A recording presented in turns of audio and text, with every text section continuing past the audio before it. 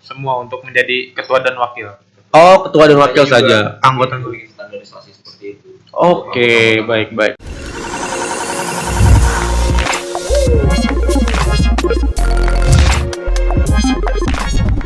Halo teman-teman podcast, apa kabar? Balik lagi di acara Esa Unggul KCR Podcast tentunya ya. Baik lagi dengan saya Bastian, tentunya host terganteng di podcast acara Kampus Citaraya ini ya. Oke, kali ini tentunya hal-hal menarik selalu akan saya bahas ya. Apapun terkait kampus, apapun kegiatan kampus, ya promosi kampus dan lain-lainnya tentunya. Nantinya informasinya bisa kalian dapatkan dan bermanfaat untuk kalian juga gitu ya. Tapi kali ini teman-teman spesial momen banget karena hari ini saya mendatangkan tamu spesial banget ya. Salah satu bagian dari keluarga universitas ya. Mungkin langsung saya kenalkan aja. Ada dua pria ganteng di sini teman-teman ya. Ada Kak Dika dan Kak Erik nih. Oke, halo apa kabar semuanya? Baik, Pak. Baik banget ya. Santai aja ya, nggak usah gugup ya. Karena kita nanti akan bahas terkait apapun. Siapa sih Dika ini, siapa sih Erik ini? Nanti kita akan bahas lebih terperinci dan lebih seru gitu ya. Oke, pertama mau tanya dulu dong. Dika, Mahadika ya. Saya lihat dari nama bajunya, Mahadika. Oke, Mahadika ini boleh perkenalkan dulu mungkin teman-teman KCR Podcast belum kenal. Perkenalkan, nama saya Mahadika, saya angkatan manajemen 2018. Saat ini saya sedang menjabat sebagai wakil Badan Eksekutif Mahasiswa Kampus Tangerang. Oke, di sampingnya mungkin yang agak kalem-kalem boleh diperkenalkan. Ya, perkenalkan nama saya Erik Simanjuntak. Saya dari jurusan Hubungan Masyarakat angkatan 2018. Oke. Dan saya menjabat sebagai Ketua Badan Eksekutif Mahasiswa Kampus Tangerang. Nah, teman-teman ya, ternyata mereka itu adalah anggota Ormawa ya. Salah satunya dari Badan Eksekutif Mahasiswa Universitas Esa Unggul Kampus Tangerang ya. Ini adalah pemimpinnya dan ini adalah wakil pemimpinnya. Wis, nanti kita akan tanya-tanya lagi terkait bagaimana kesan mereka sebagai pemimpin dan wakil pemimpin ya, gitu ya. Oke, sebelumnya apa kabar nih? Sehat ya. Oke, gimana menjalankan keseharian di masa pandemi kayak gini? Masih aman? Baiklah. Jangan baik ya. Sesuai dengan prosedur. Oke, pernah ini nggak sih? Pernah ngerasa, wah kayaknya gue ada rasa-rasa ke COVID-nya nih gitu. Pernah sakit kah atau kena flu kah gitu? Kayak gitu tuh pernah tuh saya satu waktu tuh kan agak ini juga ya, urusan BEM ini belum urusan akademik juga kan, banyak urusan nih, belum urusan rumah. Nah, agak down tuh badan tuh. Oke. Nah, iya di situ kan udah Agak takut ya? Iya, gejala. Serem juga nih. Udah mulai isoman pas 4 hari udah sembuh. Oh, ternyata flu biasa. Flu biasa ya. Mungkin Erik juga pernah ada pengalaman kayak gitu nggak? Nggak ada. Sehat-sehat aja Erik ya. Oh. Daya tahan tubuhnya kuat. Keren. Keren ya. Karena Erik kan makan batu soalnya. Daya tahan tubuhnya kuat ya. Oke, kalian itu adalah anggota Badan Eksekutif Mahasiswa. Ya. Baru diangkat kemarin kan ya? Berapa lama kemarin dari maksudnya jangka waktunya sampai sekarang udah berapa lama menjabat? 4 bulan. Udah sekitar 4 bulan. Oke. Badan Eksekutif Mahasiswa. Kalau boleh saya tahu, kan saya juga belum tahu nih ya. Maksudnya dari Badan Eksekutif Mahasiswa itu mereka melakukan apa aja, kegiatannya apa aja, gitu ya. Dan berfungsi sebagai apa, gitu ya. Dan kalau boleh tahu juga mungkin teman-teman di sini memang ada planning semenjak masuk kuliah untuk bisa masuk ke Badan Eksekutif Mahasiswa atau ke bagian Ormawa kampus gitu. Mungkin dari Erik dulu, silakan. Dari saya sendiri sih, dari niat awal masuk ke kampus nggak ada ya. Nggak ada rencana ya. Tapi setelah menjalani semester 1, semester 2, semester 3, dan semester 4 kayaknya asik juga nih masuk ke Ormawa. Oke. Dikenal mahasiswa-mahasiswa lain ya. Oke. Ya itulah. Ngambil tenarnya ya. Iya. Tapi melihat juga ke depannya, kegiatan-kegiatan yang di kampus ini juga bagus-bagus kan. Mungkin saya kalau masuk ke dalam organisasi tersebut bisa lebih baik lagi nih ke depannya kan. Terus banyak juga teman-teman yang menyokong kita masuk biar membuat kampus lebih baik ke depannya. Oke. Dari Dika sendiri gimana? Kalau saya sih emang mulai dari kuliah ini nih saya udah lumayan cukup senang bersosialisasi kan. Contohnya kayak saya sering ngebangun teman-teman komunitas tuh buat acara, bikin komunitas sendiri. Nah, muncul nih Ormawa nih, udah ada Ormawa Desa Unggul. Saya tertarik masuk, saya kenalan sama orangnya. Gitu. Dan emang tertarik sih saya. Tertarik dari awal ya, dari awal masuk kuliah tertarik pengen masuk ke organisasi gitu ya. Iya. Gimana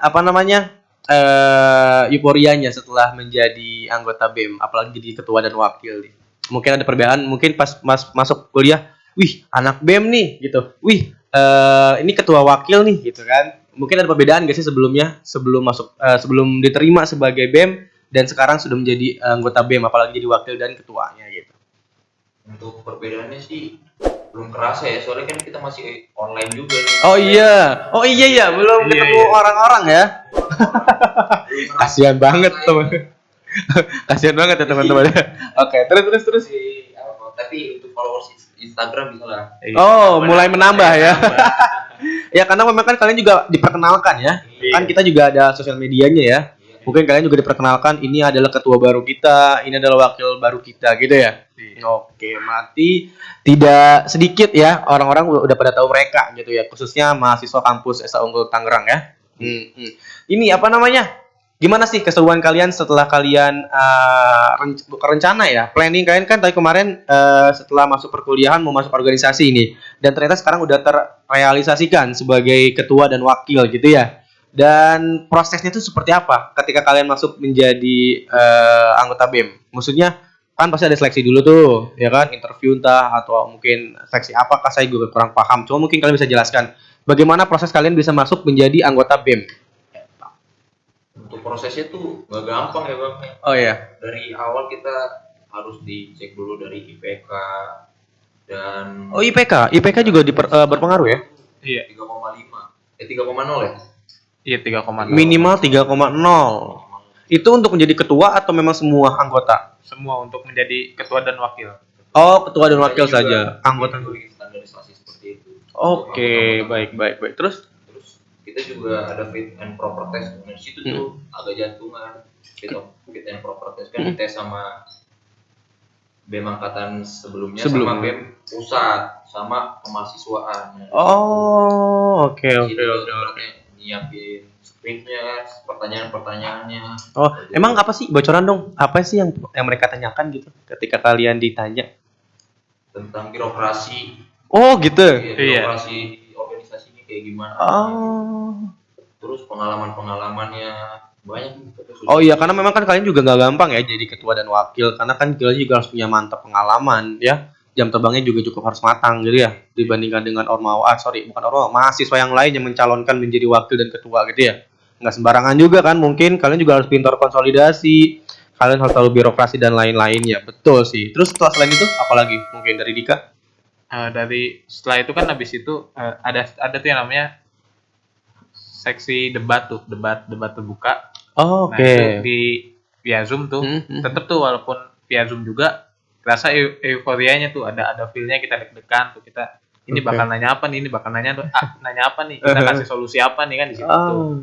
Kita mikir, kita siapin tuh pertanyaan ini, kalau emang ada kasus seperti ini, kita cari solusinya gimana tuh sebelum hari hanya tuh begitu. Oh, pemecahan kasus juga ya. Iya. Oke. Memang kok solving. Oh gitu. Iya belajar problem solving juga ya. Oke. Memang di area kalian, di zaman kalian itu yang mendaftarkan menjadi ketua BEM dan wakil BEM itu berapa orang? Selain kalian? Cuma ada 2 calon sih. Cuma 2 calon, 2 pasangan calon. Iya. Oh, jadi nanti kalian bersaingnya sama satu calon aja gitu. Iya. Oh, oke. Terus yang membuat kalian menang tuh apa? Masa kampanye sih. Masa kampanye, cari suara ya, biasa ya. Bayar apa gimana? Enggak ya? Dengan kalian bagaimana strateginya untuk bisa mencari simpati teman-teman untuk bisa memilih kalian? Dari menarik sih kita mencolok. Apa yang bikin kalian menarik? Kalau boleh tahu dari pesaing kalian. Dari contohnya kan kita lebih nunjukin bahwa kita ini all in gitu, di BEM ini bakal all in gitu. Dari contohnya kita bukti nyata di yang mana? Yang video. Iya, bikin video. Video apa? Video sinematik. Video perkenalan. Oh, baik. Ada pada yang lain. Oke. Terus juga kami kayak kenalan ke mahasiswa-mahasiswa yang lain gitu kan. Kenalan yang dari belum kenal jadi kenal gara-gara kampanye kayak gini kan. Tiba-tiba jadi baik gitu kan. Oke. Tiba-tiba jadi baik ya. Tiba-tiba jadi baik. Terus berat sih gara-gara daring juga kan. Untuk ketemu aja nggak bisa untuk kampanye. Jadi kita push di WA, Line, Instagram gitu. Iya. Push di situ semua. Bener. Beda ya.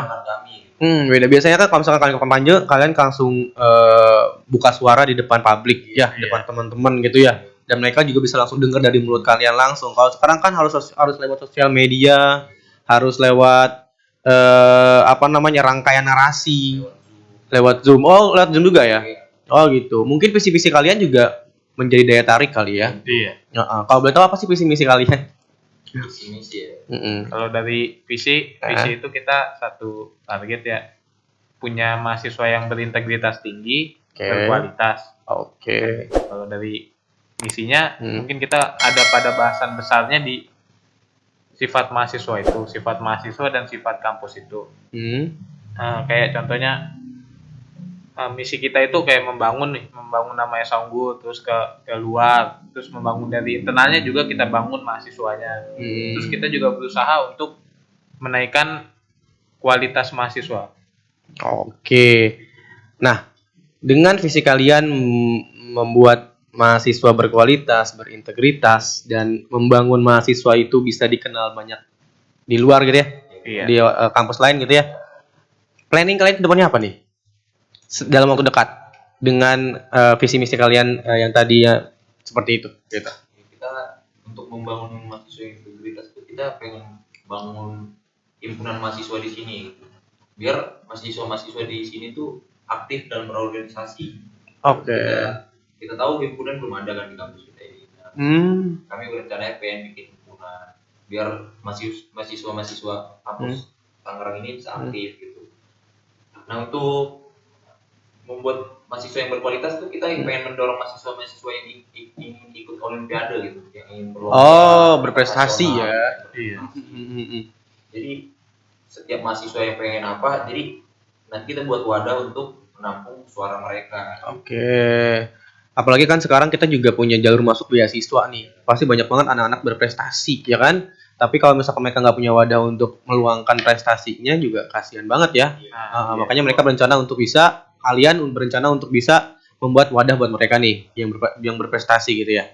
Oke, good job ya. Oke. Sejauh ini planning kalian yang sudah kalian eksekusi apa? Yang kami eksekusi itu untuk saat ini masih di sosial ya. Masih di bidang sosial. Iya. Karena kami juga telat tuh dalam pelantikannya. Oh gitu. Kami telat 3 bulan. Karena mungkin terkendala ini juga COVID kan, pandemi ya. Baik. Terus. Cuman di sosial kita membagi takjil di bulan Ramadan gitu kan. Memberikan bantuan kepada bencana yang di Sulawesi. Oh, oke. Kita mengumpulkan dananya itu dengan berjualan. Oh, berjualan. Oke, dengan usaha sendiri gitu ya. Iya. Oke, dengan anggota BEM kalian semuanya gitu ya. Oke, sejauh ini sih selama 4 bulan kalian berjalan kan pasti banyak kegiatan yang pernah kalian lakukan gitu ya. Karena memang kan kalau misalkan teman-teman kan banyak banget yang nanya apa sih yang udah dilakukan oleh BEM sekarang gitu ya. Teman-teman kan juga harus tahu waktu kalian juga baru 4 bulan ya, dan kalian juga terseret masa pandemi. Istilahnya kalian sudah pengen berjuang tapi harus ditahan gara-gara pandemi gitu ya. Kalian juga sebenarnya pengen banget membantu sosial kemana-mana atau membuat event buat anak-anak mahasiswa yang baru, tapi kan karena pandemi harus tertahan gitu kan ya. Oke, mungkin teman-teman di sini juga yang memang belum tahu kenapa maksudnya BEM sekarang itu belum muncul banget di permukaan air gitu ya. Itu karena memang teman-teman di sini masih merencanakan rencana yang baik ya, karena memang mereka lagi ke-hold dengan adanya pandemi, teman-teman ya. Nanti mungkin setelah pandemi selesai mereka bisa mengeluarkan lagi dan muncul lagi ke permukaan air gitu ya. Istilahnya seperti itu sih teman-teman ya. Oke, karena gini loh, kemarin banyak banget teman-teman dari Instagram yang kepo banget sama kalian. Gitu, tanya-tanya Kak, BEM-nya mana sih emang? BEM-nya pernah ngelakuin apa aja sih? Gitu. Padahal kan mereka juga belum tahu kalau misalkan kalian tuh adalah baru pengangkatan ya, baru berjalan 4 bulan, sedangkan satu periode itu satu tahun dan masih banyak waktu yang bisa kalian lakukan gitu ya, masih banyak planning, masih banyak rencana yang bisa kalian bangun dan susun dengan rapi gitu ya, nantinya akan dieksekusi dengan baik gitu ya. Oke. Saya juga mau tahu terkait saya sebagai misalkan ya, saya berperan sebagai mahasiswa biasa aja nih yang nggak tahu organisasi gitu ya. Apa sih pentingnya organisasi menurut kalian? Ya, pentingnya organisasi itu untuk mahasiswa ya meningkatkan jiwa sosialisasi ya. Iya, jiwa sosialnya. Baik, terus belajar teamwork. Cara public speaking di depan orang-orang. Terus belajar beradaptasi dengan orang-orang. Tapi banyak sih pentingnya berorganisasi, dan ini juga organisasi juga penting untuk di dunia pekerjaan ya ke depannya. Supaya kita bisa pintar beradaptasi untuk kepada orang-orang yang di lingkungan kita gitu. Dan kita juga organisasi juga penting buat CV kita ke depannya kan. Oh iya, benar. Kosong. Oh iya benar ya. Pengalaman organisasi biasanya kan dilihat juga ya. Iya. Oh iya, benar ya. Kalau misalkan kosong juga mereka apa nih nggak berorganisasi, kupu-kupu nih kayaknya. Iya gitu ya. Garing banget gitu. Iya ya. Oke. Terus ini saya juga mau tanya ini. Ketika kalian nanti sudah udah lepas pandemi lah ya, gitu kan. Hal yang pertama yang nantinya bakal kalian lakukan apa? Kalau boleh saya tahu. Ya pastinya bikin event di kampus kita, gedung baru ya. Oh iya, betul. Kita ada gedung baru ya. Yang paling pengen kami bikin sih event itu gedung baru nanti kalau udah selesai pandemi. Kalau udah masuk kuliah offline. Selain itu, itu juga kami pengen bikin pertemuan dengan mahasiswa-mahasiswa yang lain ya. Soalnya kan mahasiswa-mahasiswa lain juga belum terlalu mengenal kami kan. Nah, kami juga pengen bikin perkenalan dengan BM tahun 2020-2021 pada mahasiswa-mahasiswa lain. Seperti angkatan 2020 kan. Angkatan 2020 belum pernah merasakan offline di kuliah. Jadi kami pengen memperkenalkan diri, dan mungkin mereka satu kelas pun belum kenal tuh satu sama lain. Kasian mereka satu sama lain. Jadi kami buat pertemuan besar gitu kan. Oke, bagus sih. Planningnya cukup lumayan menarik ya teman-teman ya. Semoga nanti pandemi cepat selesai dan mereka bisa langsung mengeksekusi rencana mereka gitu ya. Oke, amin ya. Oke, ini tadi saya mau nyangkutin lagi yang tadi. Pentingnya kalian masuk organisasi kan tadi sudah dibahas ya. Iya. Tapi banyak banget ya orang-orang atau mahasiswa yang menyangkal, ngapain sih ikut organisasi? Toh kalian juga nggak dibayar. Benar nggak sih? Emang kalian nggak dibayar ya sebagai organisasi? Kami dibayar dengan mentalitas kami yang terus tumbuh.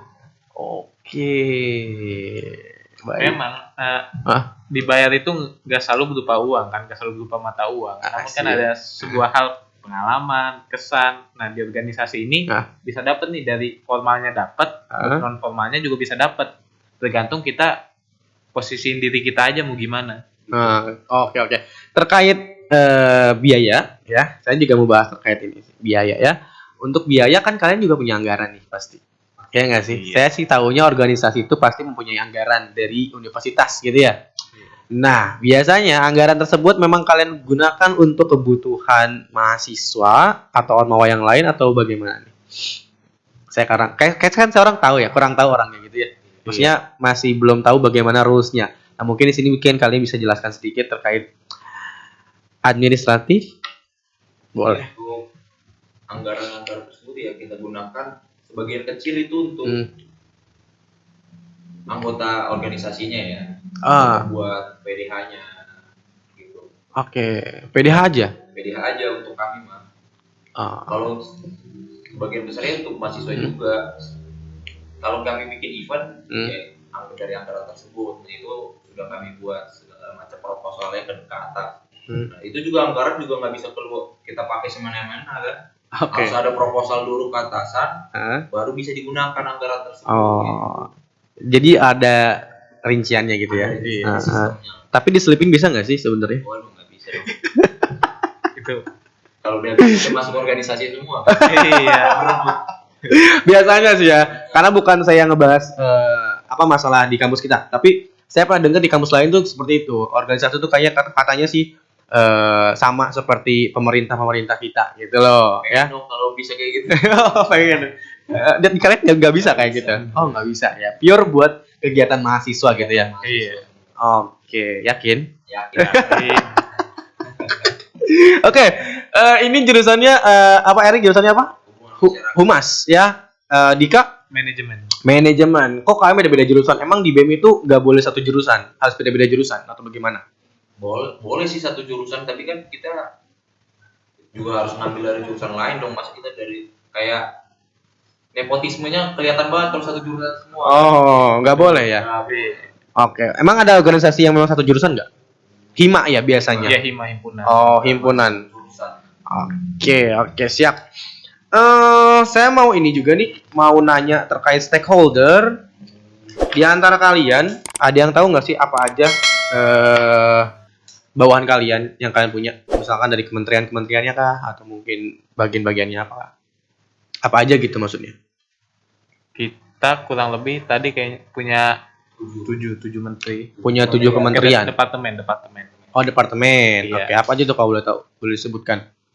Satu departemen Kemenpora, internal, eksternal, agama, kajian dan strategi, dan sosial. Mensos. Iya. Oke, jadi nanti mungkin teman-teman yang memang mau masuk ke bagian-bagian tertentu, kalian pilih lagi atau sesuai dengan kemauan mereka. Kami interview juga untuk mereka. Iya, seleksi lagi ya. Kami pendaftaran dan kita menyelenggarakan sesi interview. Oh, jadi kalian yang pilih. Iya. Kalian yang menentukan. Oh, kalau misalkan misalkan saya mau masuk BEM. Saya pengennya masuk ke Mensos aja karena diri saya sukanya bagian-bagian sosial. Tapi ketika saya interview dan kalian tetapkan saya di bagian Menpora, itu bagaimana? Kan tidak sejalan dengan saya yang saya mau gitu. Kan itu kami waktu pendaftaran kita memiliki masih 2 pilihan kan. Kalian pilih 2 kementerian. Bila salah satunya lolos ya masuk. Kalau ya nggak ada yang bisa masuk ya kalian nggak diterima gitu. Oh gitu. Misalnya di sosial dan kajian dan strategi. Nah, setelah kami interview, nggak cocok nih di sini kepribadian segala macamnya. Nah, sekali gitu. Oh, jadi harus tidak diterima gitu. Tidak diterima. Oke. Apa yang membuat kalian tahu kalau dia nggak cocok? Ya, dari cara dia berbicara gitu kan. Kan banyak yang di interview. Gemeteran kayak gimana. Gugup ya. Ngomongnya patah. Nggak percaya diri. Itu pengalaman yang nggak ada kan gitu. Ngomongnya patah-patah. Itu ngomong apa goyang? Iya. Oke. Menpora, Kominfo, internal, eksternal, Mensos, Menak, dan kajian dan strategi. Oke. Kalau boleh tahu ada batasan minimal nggak? Maksudnya kuotanya orang Komenpora berapa orang, Mensos berapa orang itu nggak? Ada. Untuk setiap departemen itu minimal 3 orang. Minimal 3 orang. Maksimal 3 orang. Oke. Terus itu juga IPK-nya harus 3. Terus dia harus minimal semester 3, maksimal semester 5. Oke, nah buat teman-teman berarti kalau misalkan kamu daftar BEM, pertama kalian harus siapkan komunikasi kalian bagus karena nanti akan diinterview ya. Selain itu juga kalian harus menyiapkan syarat administratifnya ya. Syarat administratifnya itu berupa tadi IPK kalian harus 3,0 minimal ya. Terus apalagi CV mungkin lampirkan nggak? Iya, CV juga kalian harus melampirkan ya. Jangan sampai kalian nanti melampirkan CV-nya salah nih. Bukan CV untuk melamar kerja teman-teman ya. Mungkin CV mengelamar organisasi gitu. Nanti yang ditanya apa aja sih kalau boleh tahu? Biar bocoran juga buat teman-teman yang mau ikut gitu. Ini sih tergantung pilihan dia. Kalau dia memilih sosial, memilihnya ke bagian sosial. Oke, baik. Berapa tinggi pemahaman dia tentang bidang yang dia inginkan. Jadi misalkan saya contoh ya teman-teman ya. Saya mau ikut BEM nih misalkan ya. Terus saya maunya masuk ke Kemenpora. Nanti yang ditanya-tanya oleh pihak BEM itu adalah seputar dengan Menpora, olahraga dan seni gitu ya. Iya. Oke. Kalau misalkan sosial ya berkaitan dengan sosial seperti itu ya. Mudah banget sih teman-teman ya. Ikut aja organisasi ya biar ramein BEM. Join aja. Mantap banget ya. Oke. Selain itu, saya juga banyak pertanyaan dari teman-teman netizen ya. Katanya gini, kalau kita sebagai mahasiswa yang memang gak ikut organisasi, apakah kita boleh meluangkan aspirasi kita terhadap BEM? Misalkan ada keluhan kita pengen buat pengen ngebuat acara tapi kita bukan ormawa. Sedangkan kan kalau misalkan mau buat acara tuh harus berkaitan dengan ormawa gitu ya. Apakah mahasiswa yang bukan biasa aja ya, mahasiswa yang memang gak ikut organisasi itu juga bisa meluangkan aspirasinya kepada anak-anak BEM? Ya tentu saja bisa ya, karena dari visi misi kami itu kami juga menjadi wadah dari keseluruhan mahasiswa Istanbul kampus 2 Tangerang. Walaupun dia tidak ikut organisasi, semua bisa meluangkan aspirasinya. Untuk sementara ini, untuk teman-teman mahasiswa itu meluangkan aspirasinya di Instagram kami saja. Untuk kedepannya kami akan membuat wadah tersendiri untuk meluangkan aspirasi tersebut. Mau teman-teman dari jurusan manapun ingin melakukan event, tinggal disampaikan saja ke Instagram kami. Nanti ada departemen kajian dan strategi yang akan mensortir aspirasi teman-teman. Nah teman-teman ya, kalau misalkan kalian mau mengajukan aspirasi tapi kalian bukan bagian dari ormawa, karena kan ada minimalnya ya, ada minimalnya. Nanti kalian tinggal DM aja Instagramnya BEMU ya, nanti kalian akan ditampung ya aspirasinya nanti oleh badan atau departemen kajian apa tadi? Kajian dan strategi akan diarsir inspirasi kalian nanti akan dibantu dijawab oleh anak-anak BM gitu ya. Jangan khawatir teman-teman, birokrasinya bagus sih sebenarnya ya. Itu penting sih penyampaian aspirasi gitu. Soalnya iya, kita menyadari nih di Esa Unggul ini bukan cuma normawa doang adanya, ada yang emang orang-orang di akademik, ada yang orang-orang di olahraga. Nah, atau mungkin kan BEM ini sebenarnya cuma sebagai eksekusi dan ini ya pengatur ya. Jadi pengatur doang ya. Jadi bukan full keseluruhan itu bukan berada pada BEM. Oke.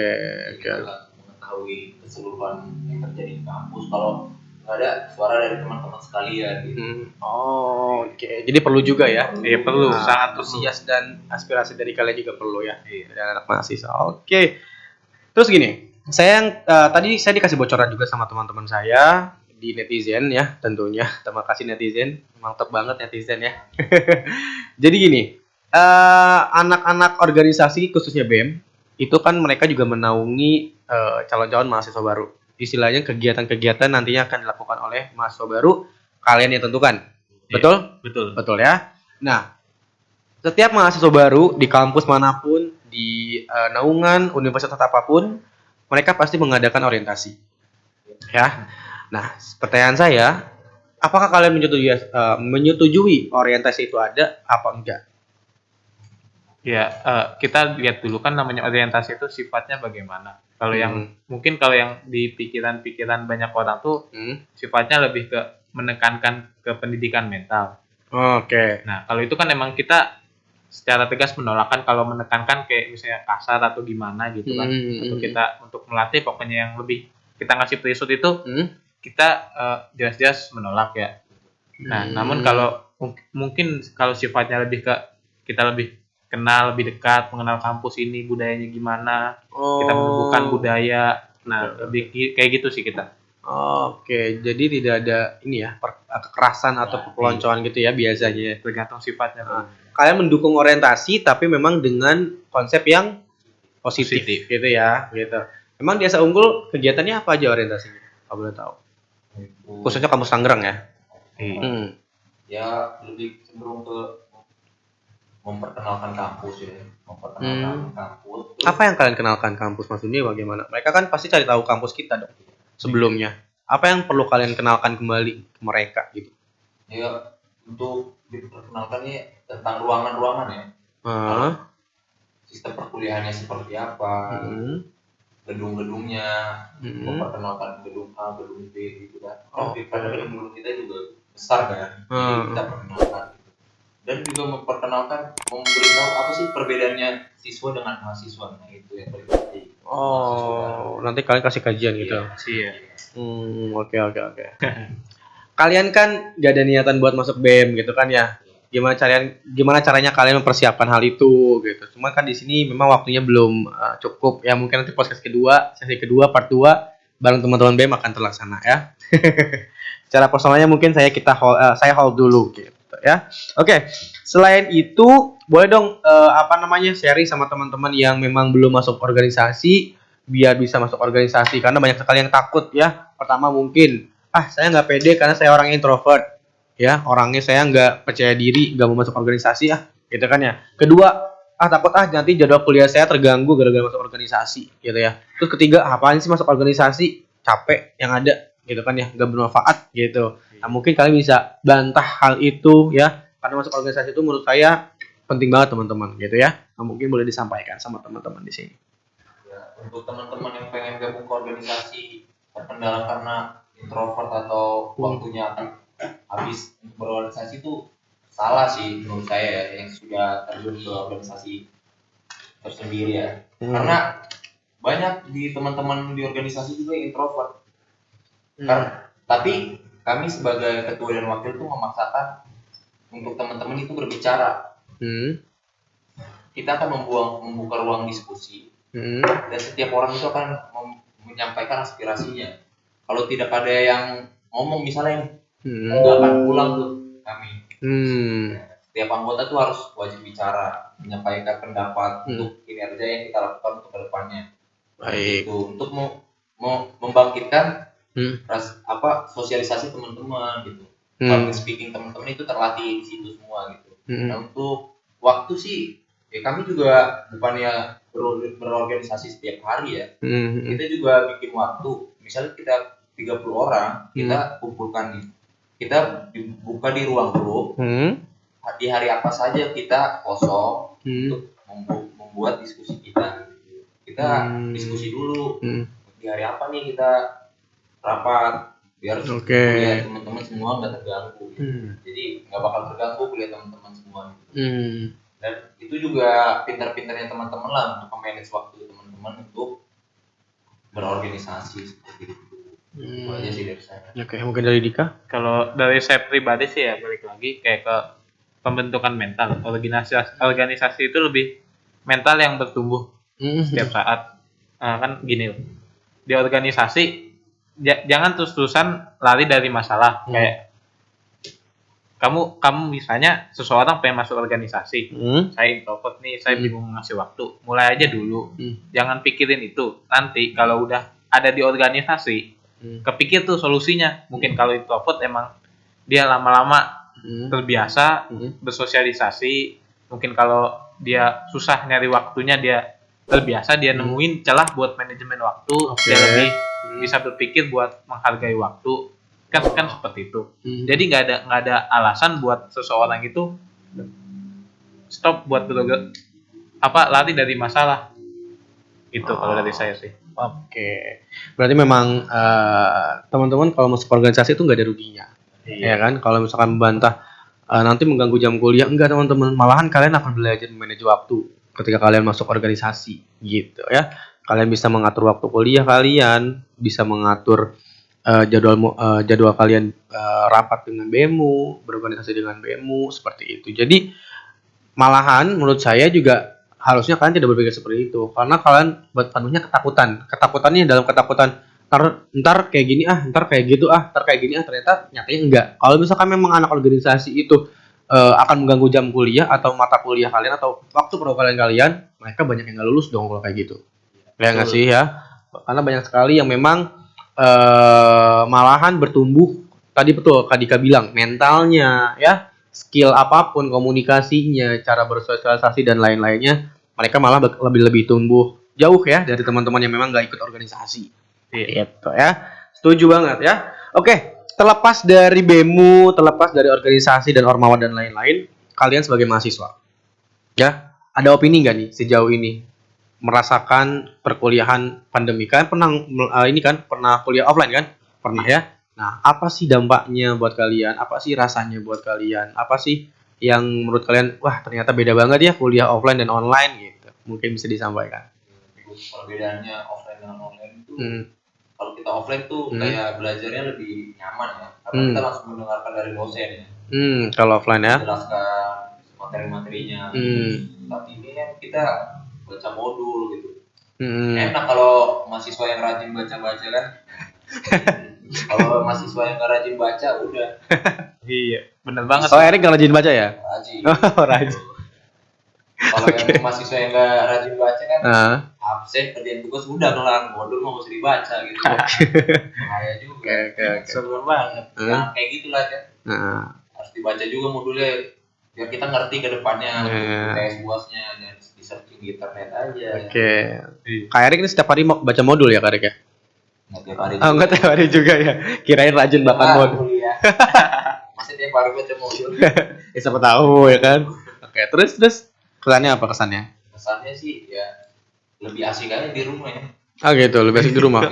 Ngebosenin nggak sih? Biasanya ngebosenin tau. Bosen sih. Bosen banget kan? Kalian harusnya tadinya masuk ke kampus, main, nongkrong, diskusi dan lain-lain. Kalian harusnya diskusinya lewat online, virtual, dunia maya. Introvert makin introvert lah. Iya, bahaya banget tuh. Bahaya banget ya. Oke, dari Dika sendiri bagaimana? Kalau dari saya pribadi sih benar kayak tadi kata Erik emang. Tapi saya lebih ke kurang kesiapan. Kayak misalnya saya tidak siap nih atas baca modul, baca kuliah. Tiap satu hari tuh mandang laptop terus. Nah, terus kan dari saya pribadi kan saya lebih ke belajarnya dari verbal ya. Mungkin dari komunikasi atau dari mendengarkan. Nah, dari cara cukup ngeliat baca modul ini saya merasa kesusahan gitu buat. Agak terkendala ya? Iya, agak terkendala. Agak terkendala. Baik, memang semuanya ya harus mau nggak mau ya kan? Seperti itu ya. Oke. Terus untuk organisasinya bagaimana sejauh ini? Maksudnya kalian kan sebagai mahasiswa, apakah punya planning bagus untuk nantinya? Ternyata nanti kayaknya offline gue lancarin aja deh buat organisasi gue gitu sebagai mahasiswa. Untuk offline sih kami belum terlalu berpikir panjang ke depannya ya. Tapi untuk online ini kami lebih memperbanyak ke seminar sih ya. Ikut seminar virtual Zoom. Baik. Buat ngasih kesempatan buat teman-teman juga ikut sertifikat gitu ya, atau dapat sertifikat gitu ya. Apa?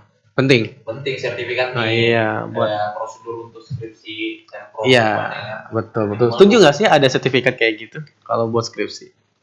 Setuju sih ya. Kok setuju? Kan pilihannya setuju atau enggak? Setuju. Dika gimana? Setuju ya. Kenapa emang harus ada sertifikat itu? Karena itu juga sertifikat untuk membangun sosialisasi mahasiswa kan. Kita gitu menambah pengetahuan juga dalam segala bidang kan. Jadi biar teman-teman mahasiswa nggak cuma kuliah aja gitu ya. Iya. Mereka juga harus ikut partisipasi buat ikut seminar, seenggaknya punya wawasan yang lebih ya daripada itu gitu ya. Tahu jadi termotivasi kan ngikutin seminar. Oke, siap ya. Oke.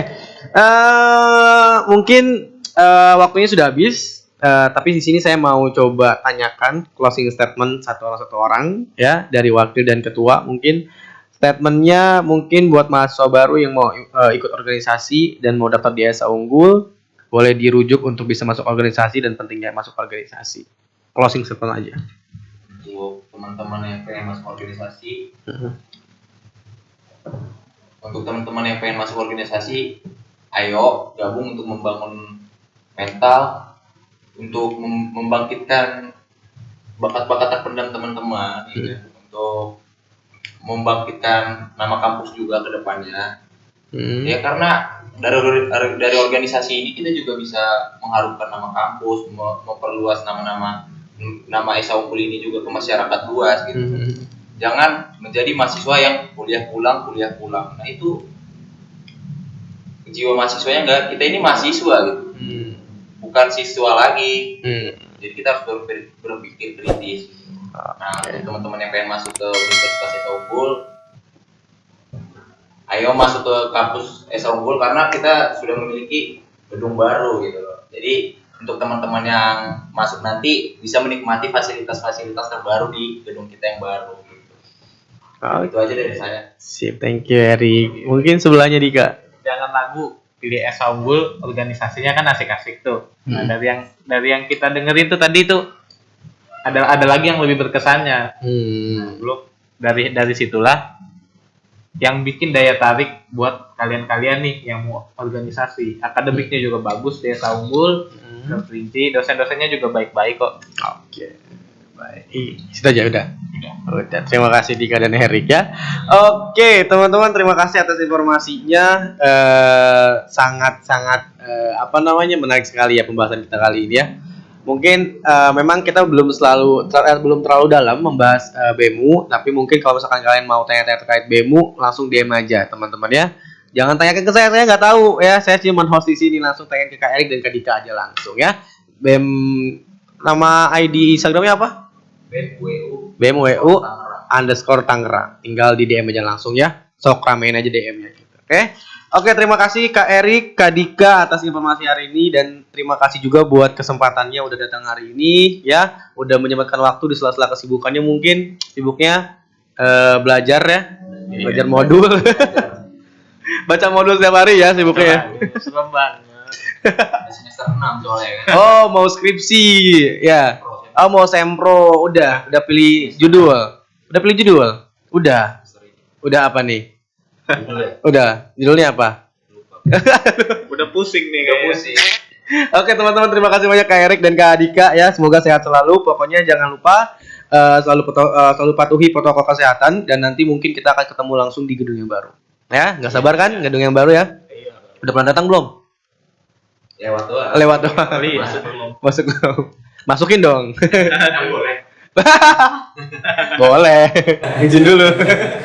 Oke, terima kasih teman-teman ya. Nanti kita akan bertemu lagi di podcast berikutnya, tentunya dengan pembahasan yang sangat menarik kembali. Nanti kalau misalkan kalian ada request untuk bisa membahas apa sih Kak podcastnya, nanti bahas ini dong. Langsung DM aja ke Univnya Esa Unggul ya, atau ke Instagramnya Esa Unggul di univ.esaunggul_Tangerang ya. Nanti kita akan bahas apapun yang menurut kalian menarik, dan nanti kalian harus join terus di podcast kita. Nanti kita akan share langsung untuk podcastnya via YouTube dan Instagram, teman-teman ya. Oke, terima kasih atas waktunya. Sampai jumpa kembali di podcast berikutnya. See you. Bye-bye.